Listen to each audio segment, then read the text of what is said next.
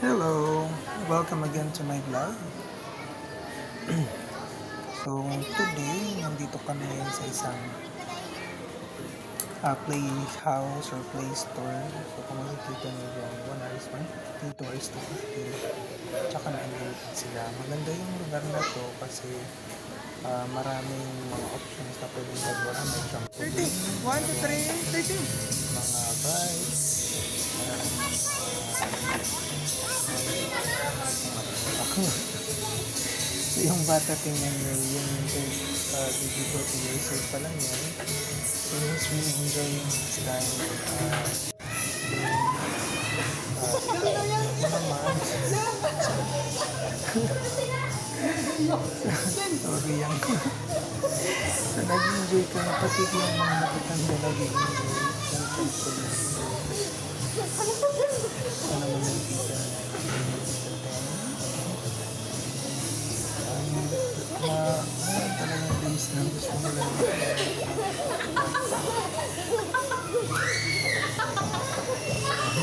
So we're just so happy, enjoying the time, pinagaling the kids.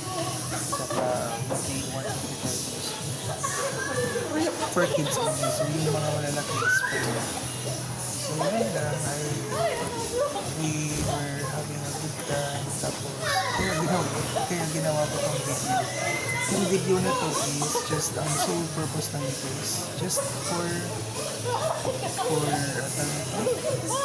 keep the memory and then uploading it in YouTube as well. But then, if you have, kung nanonood kayo ngayon, and then if you're not yet subscribe to my channel, please pa-subscribe na lang. Yan, boobs. So, ito lang, maganda lang, masaya lang kasi parang kami lang yung nandyan sa ano na yan, sa part na yan. So, this is my kid, this is my second born.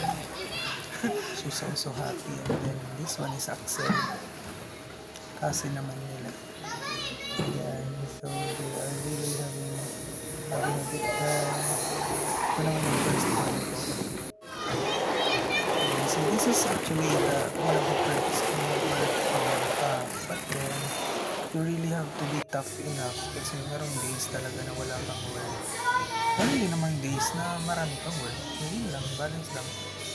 Bye for now.